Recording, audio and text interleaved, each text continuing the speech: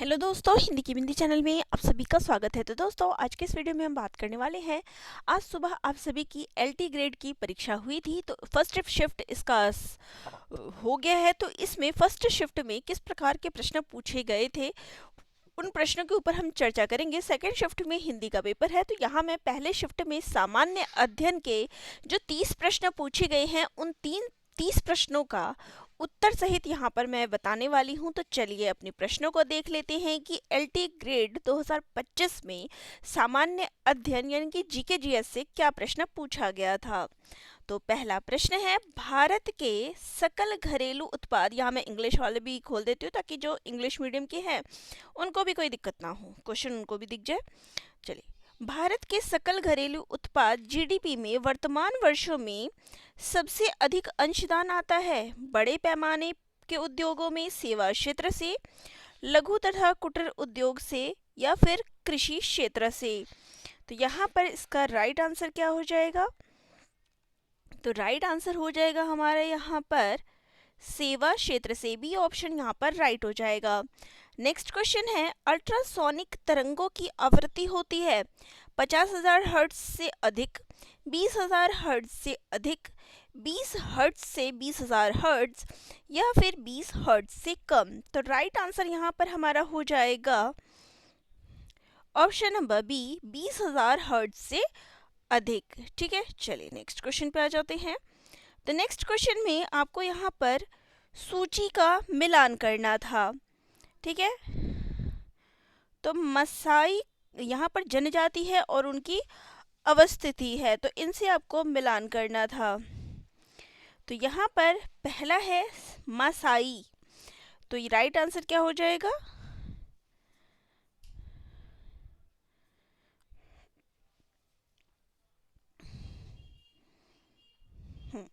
तो right answer हमारा हो जाएगा मसाई जो है ये पूर्व अफ्रीका से रिलेटेड है, यहाँ पर स्थित है। सेमाई, सेमाई जनजाति जो है कहाँ स्थित है? तो ये मलेशिया में स्थित है। बुशमैन जनजाति जो है ये कालाहारी मरुस्थल में स्थित है, और माओरी जनजाति जो है ये न्यूजीलैंड में स्थित है। तो यहाँ पर राइट आंसर हो जाएगा हमारा ऑप्शन नंबर डी। नेक्स्ट हमारा क्वेश्चन है, प्रसिद्ध दूध सागर प्रपात किस नदी पर स्थित है? मंडोवी नदी, भद्रा नदी, शरावती नदी, या फिर उल्लास नदी। तो राइट आंसर हो जाएगा हमारे यहाँ पर ऑप्शन नंबर ए, मंडोवी नदी। नेक्स्ट हमारा क्वेश्चन है, किस फसल को फसलों का ऊंट के नाम से जाना जाता है? ऑप्शन है ज्वार, बाजरा, रागी, या फिर कोरो। तो राइट आंसर क्या हो जाएगा? क्वेश्चन तो मैंने होगा, वो होगा ज्वार। ज्वार को जो है फसलों का ऊंट के नाम से जाना जाता है। चलिए नेक्स्ट क्वेश्चन पे आ जाते हैं। तो नेक्स्ट क्वेश्चन है, तो यहाँ पर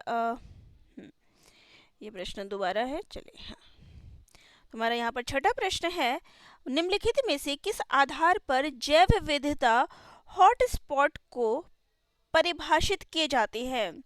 तो जैव विविधता हॉटस्पॉट जो है किस आधार पर परिभाषित किए जाते हैं? वनस्पति, सभी जीवधारी, फसलों की विविधता, या फिर जंतु। तो राइट आंसर हो जाएगा यहाँ पर हमारा ऑप्शन नंबर ए, वनस्पति के आधार पर। नेक्स्ट है, सूची को आपको मिलाना है, योजनाओं के नाम दिए गए हैं और उन योजनाओं का क्या उद्देश्य है ये दिया गया है। तो यहाँ पर आपको इनसे मिलान करना है। तो MAA यानी माँ योजना, ये क्यों बनाई गई थी?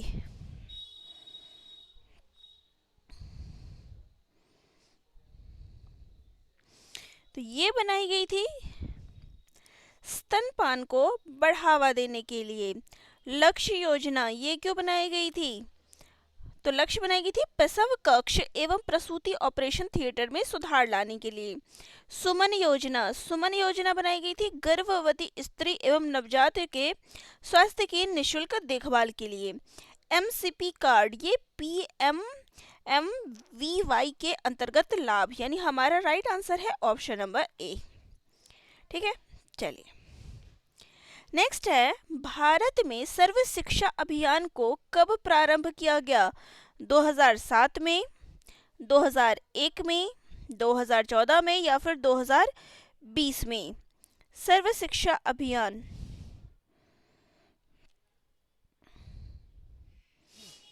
तो राइट आंसर हमारा यहाँ पर हो जाएगा ऑप्शन नंबर बी, 2001 में। नेक्स्ट है, किसी व्यक्ति की स्वतंत्रता को सुरक्षित रखने के लिए उच्च न्यायालय द्वारा निम्नलिखित में से कौन सी रिट जारी की जा सकती है? अधिकार परीक्षा, परमादेश, बंदी प्रत्यक्षीकरण या फिर प्रतिषेध? तो राइट आंसर क्या हो जाएगा?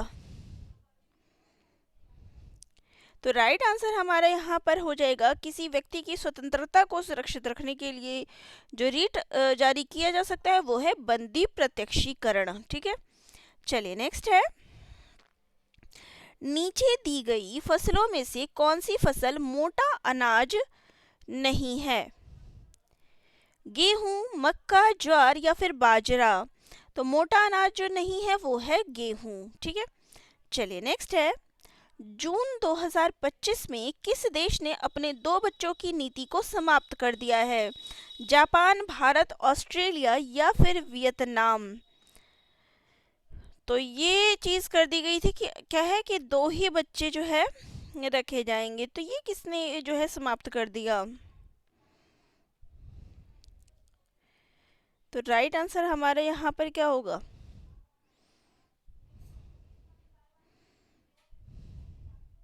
तो राइट आंसर हो जाएगा हमारा यहाँ पर ऑप्शन नंबर डी, वियतनाम। तो इस प्रकार के प्रश्न आप देख सकते हैं कि क्या क्या प्रश्न यहाँ पर पूछे गए हैं, करंट से क्या क्या पूछे गए हैं।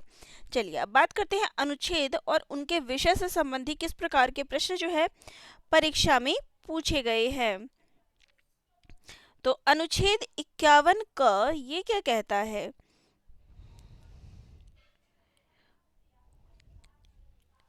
हाँ, तो ये कहता है मूल कर्तव्यों के बारे में। अनुच्छेद 14 ये क्या बताता है? विधि के समक्ष समता के बारे में। अनुच्छेद 17 ये क्या बताता है?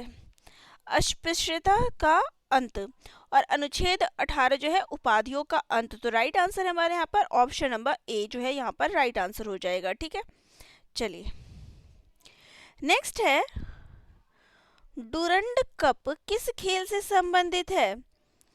क्रिकेट, फुटबॉल, बास्केटबॉल या फिर हॉकी से? तो डुरंड कप जो है ये फुटबॉल से संबंधित है। नेक्स्ट हमारा क्वेश्चन है, फतेहपुर सीकरी में सम्राट अकबर द्वारा कौन सी इमारत निर्मित की गई? मोती महल, पंचमहल, हीरा महल या फिर रंग महल? तो राइट आंसर क्या हो जाएगा? फतेहपुर सीकरी में, तो राइट आंसर हमारे यहाँ पर हो जाएगा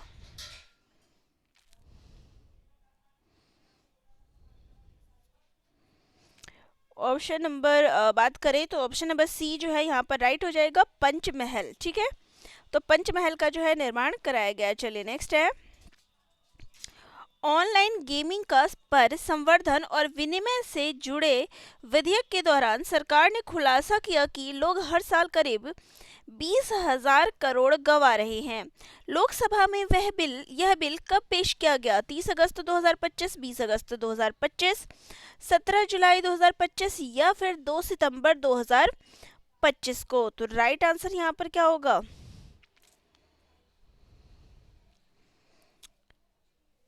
तो ये जो चीज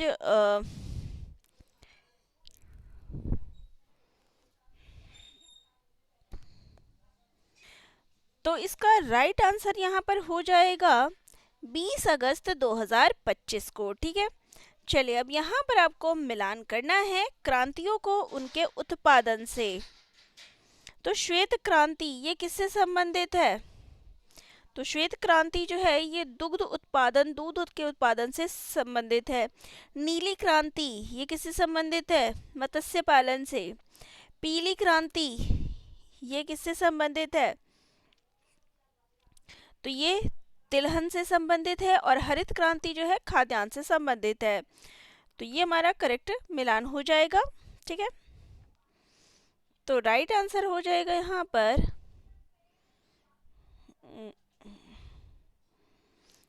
ऑप्शन नंबर डी जो है हमारा यहाँ पर राइट आंसर हो जाएगा। चलिए नेक्स्ट है, निम्नलिखित में से कौन सा एक खरपतवार सामान्यतः गाजर घास या कांग्रेस घास कहलाता है? पार्थेनियम, बथुआ, गोखरू या फिर जंगली ज्वार? तो राइट आंसर यहाँ पर क्या हो जाएगा? राइट आंसर हो जाएगा हमारा यहाँ पर जंगली गाजर घास या फिर कांग्रेस घास के नाम से पार्थेनियम जो है जाना जाता है। नेक्स्ट है, किस राजनेता ने बिहार में पिछड़े जातियों के आरक्षण का मुद्दा सर्वप्रथम जोरों से उठाया? शरद यादव, लालू प्रसाद यादव, कर्पूरी ठाकुर या फिर मुलायम सिंह यादव? तो राइट आंसर हो जाएगा option number C, Karpoori Thakur ने। नेक्स्ट है, निम्नलिखित में से किस नेता ने स्थानीय स्वायत्त संस्थाओं का विरोध किया? बी आर अम्बेडकर, विनोबा भावे, महात्मा गांधी या फिर एम ए अयंकर? तो राइट आंसर क्या हो जाएगा?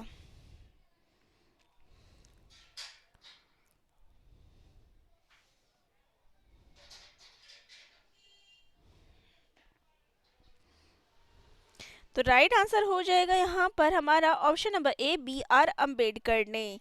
ठीक है, चलिए नेक्स्ट यहाँ पर आपको मिलान करना है बौद्ध संगीति और उनके स्थानों से। तो यहाँ पर सबसे पहले है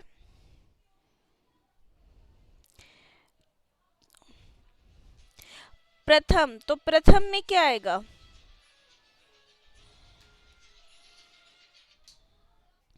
तो राइट आंसर है प्रथम में आपका आएगा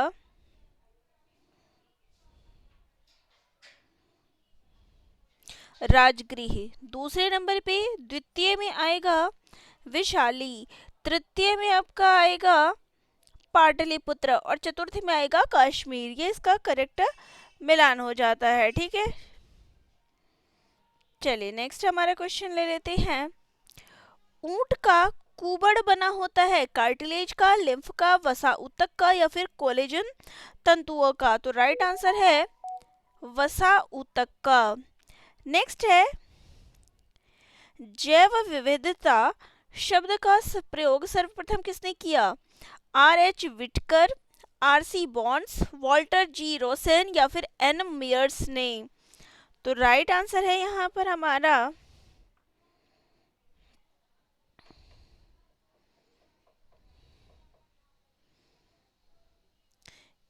तो इसकी किसके द्वारा की गई थी?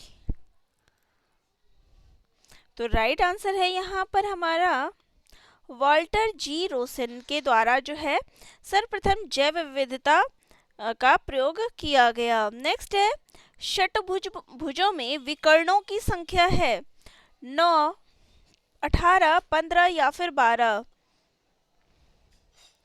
तो राइट आंसर क्या हो जाएगा?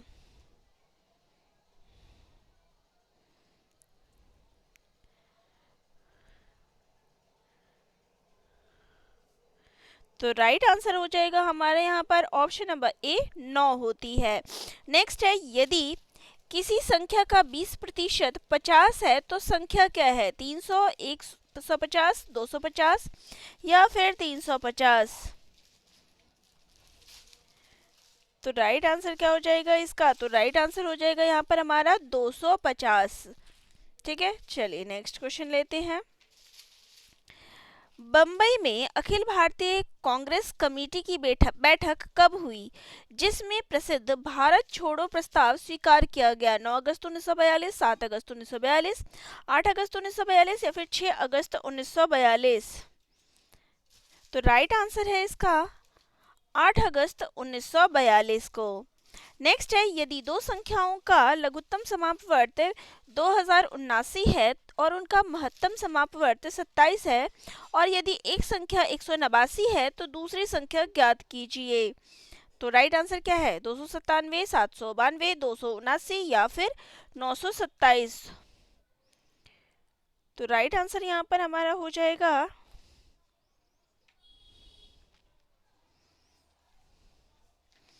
तो राइट आंसर क्या हो जाएगा? राइट आंसर हो जाएगा 297। नेक्स्ट है, इनमें से कौन सी धातु साधारण ताप पर जल से अभिक्रिया करती है? सोडियम, पारा, एल्यूमिनियम या फिर मैग्नीशियम? तो राइट आंसर क्या हो जाएगा इसका?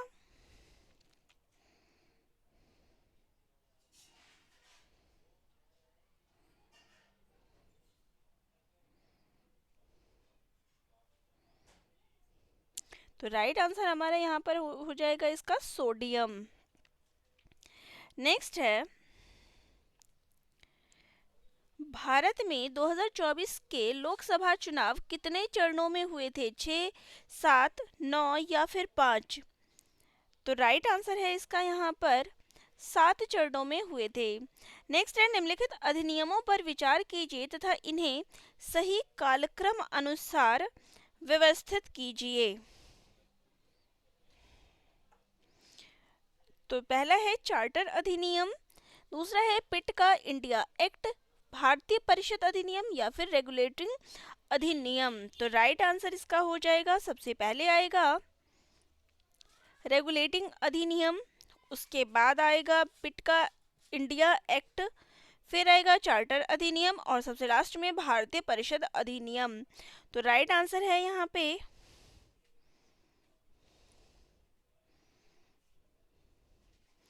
ऑप्शन नंबर सी जो है यहाँ पे करेक्ट आंसर है। नेक्स्ट है, निम्नलिखित में से कौन से राज्य में सर्दी के महीनों में बाढ़ आती है? गुजरात, महाराष्ट्र, तमिलनाडु या फिर मध्य प्रदेश? तो राइट आंसर हो जाएगा यहाँ पर हमारा तमिलनाडु। तो चलिए, ये थे प्रश्नोत्तरी जो परीक्षा में पूछे गए थे, और सेकेंड शिफ्ट जब होगा तो उसके भी प्रश्नोत्तरी मैं आप सभी को के लिए लेकर आऊँगी। तो ये फर्स्ट शिफ्ट में सामान्य अध्ययन से जो 30 प्रश्न थे उन सभी प्रश्नों का संकलन था। तो उत्तर सहित आप सभी को मिल गया है कि किस प्रकार के प्रश्न इसमें पूछे गए थे। तो वीडियो जिनको अच्छी लगी हो चैनल को लाइक शेयर सब्सक्राइब कर लीजिएगा। धन्यवाद।